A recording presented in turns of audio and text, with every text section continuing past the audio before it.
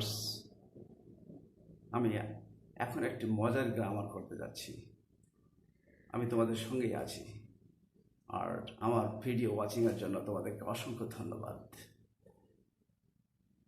আমি আজকে যে ভিডিওটা করতে যাচ্ছি সেটি হলো টু হ্যাভ এবং টু বি ভার্বের। আমরা এটাকে প্রায় মিস্টেক করে থাকি।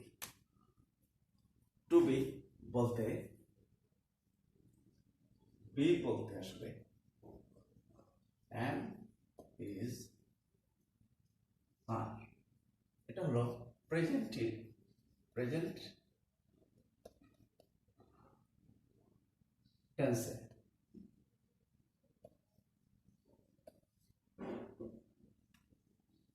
আর was বা were, এটা হলো past টেন্সে।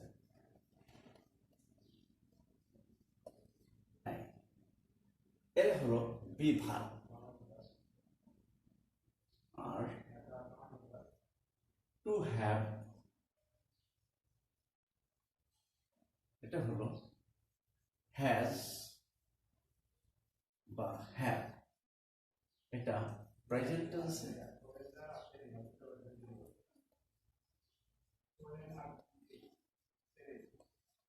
আর হ্যাড হলো পাস্ট টেন্সে।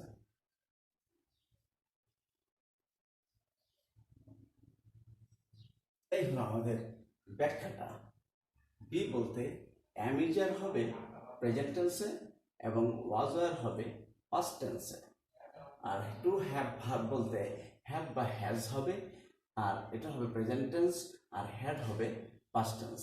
হ্যাডের কোনো অপশন নাই, এটা একমাত্র একটা।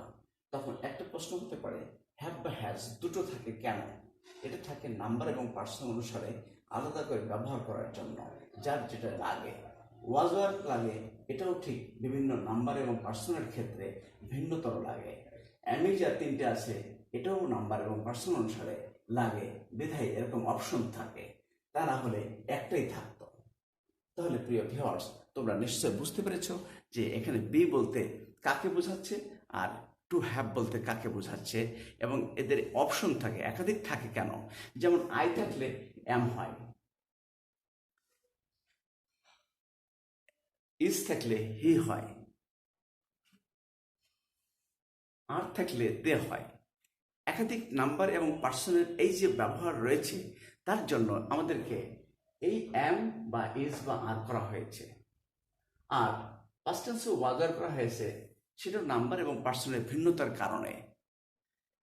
এখানেও হ্যাভ বা হ্যাজ করা হয়েছে, নাম্বার এবং পার্সনের বিভিন্ন ব্যবহার রয়েছে বলে হ্যাভ বা হ্যাজ অপশন রাখা হয়েছে। অতএব তোমরা নিশ্চয়ই বুঝতে পেরেছো যে একাধিক রাখা হয়েছে কেন, হোয়াই। এবার আমি সেন্টেন্স বিল্ডিং এ যাব। মনে করি I am a teacher. এখানে একটি মজার ব্যাপার বুঝতে হবে। এই am দিয়ে বোঝাচ্ছি আসলে হই, আমি হই, অর্থাৎ আমার নিজের অবস্থা সম্পর্কে ব্যক্ত করবে।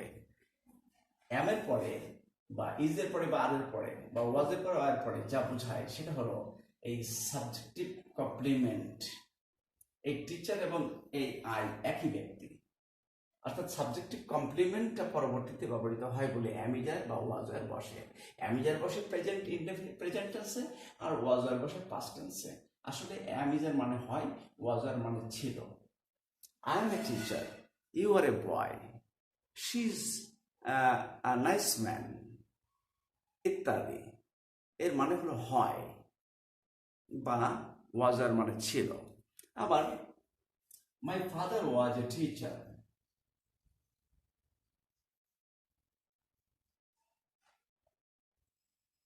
my father was a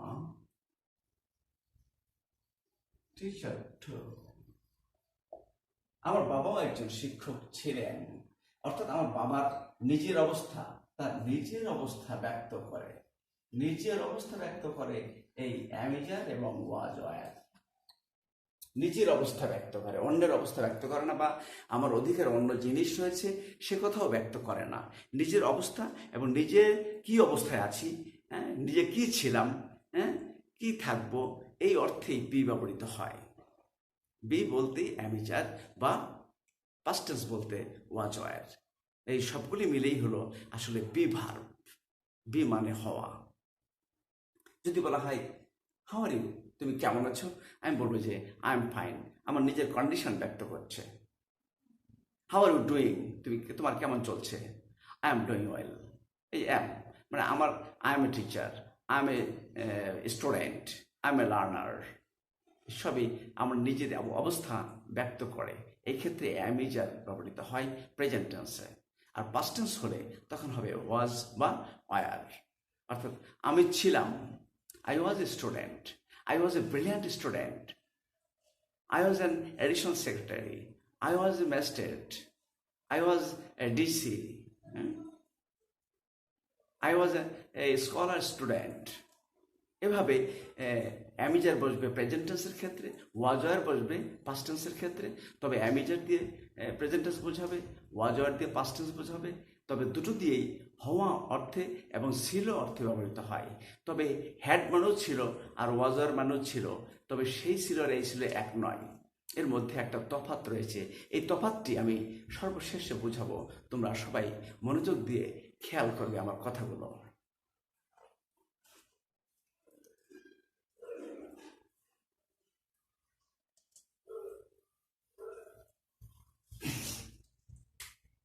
এবার আমি টু হ্যাভ দিয়ে বোঝাবো। টু হ্যাভ বলতে হ্যাজ বা হ্যাভ, এটা দিয়ে আসলে মূলত আছে বোঝায়। আর পাস্ট টেন্স যদি বলে তাহলে বলবে ছিল বোঝাবে, আর এগুলো দিয়ে বোঝাবে আছে।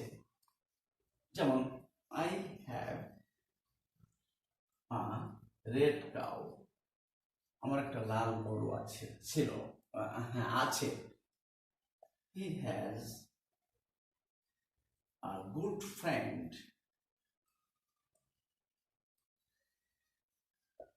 তার একটা ভালো বন্ধু আছে। তার মানে এখানে কিন্তু সাবজেক্টিভ কমপ্লিমেন্ট এটা হয়নি, অর্থাৎ সে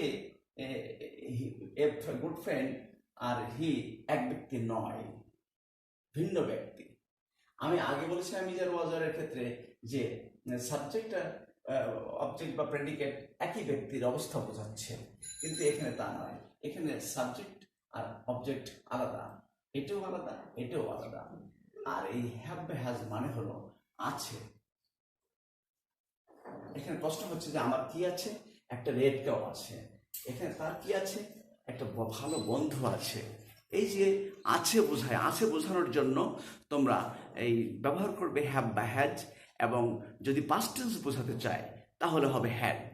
তার মানে তখন হবে এটা ছিল, আছে থাকবে না, তখন হবে ছিল। এখন একটি মজার ইংলিশ রয়েছে এখানে, যে ছিল বলতে এখন অনেক রকম ছিল বোঝায়। যেমন আমি নিজেও ছিলাম, সে ছিল। এই কথাগুলো ব্যক্ত করতে গিয়ে আমাদের হ্যাডের সাথে একটা জটিলতা, একটা কনফিউশন কাজ করে। সেই জটিলতা হলো একজনকে ইংরেজি ধরা হচ্ছে যে আমার বাবার একটি লাল গরু ছিল। আমার বাবার একটি লাল গরু ছিল। এখানে একজন মানুষ সে ব্যক্ত করতে চাচ্ছে, সে ভালো ইংরেজি জানে না হয়তো, বা সে বুঝতে পারছে না, যে তখন সে বলছে ছিল যেহেতু আছে তাহলে ওয়াজ ওয়ার দিলে হচ্ছে। আর মাই ফাদার মানে আমার বাবা, একটি মানে লাল গরু মানে রেড কাউ, তাহলে আমার my father was red cow, এই কথাটা দিয়ে দিলে হয়েছে মাই ফাদার। আমি ইংলিশটা লিখে দিচ্ছি, তোমরা লক্ষ্য করো। My father was a red cow। তাহলে হ্যাড এবং ওয়াজের মধ্যে যে একটা ডিস্টেন্স রয়েছে, সেই ডিস্টেন্সটি এখানে ডিস্টার্ব করে ফেললো। তোমরা লক্ষ্য করো, একটি মজার ব্যাপার হয়ে গেল যে আমার বাবার একটি লাল গরু ছিল, যেই কথাটি হবে my father had a red cow. সেই কথাটি এখানে ট্রান্সফর্ম হয়েছে আমার বাবা ছিল একটা লাল গরু।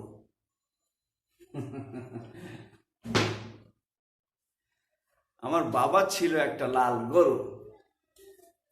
তাহলে কতটা ডিস্টার্ব হয়েছে তোমরা নিশ্চয়ই বুঝতে পেরেছ ভিউয়ার্স।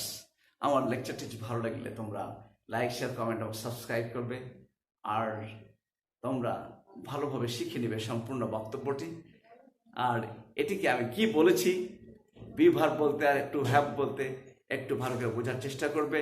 এবং যদি ভালো লেগে থাকে তাহলে লাইক, শেয়ার, কমেন্ট এবং সাবস্ক্রাইব করবে। আর আমি তোমাদের সঙ্গেই আছি, তোমরা সবাই ভালো থাকো। আমি তোমাদেরকে অশেষ ধন্যবাদ জানিয়ে এখনকার মতে এখানেই শেষ করছি। ধন্যবাদ।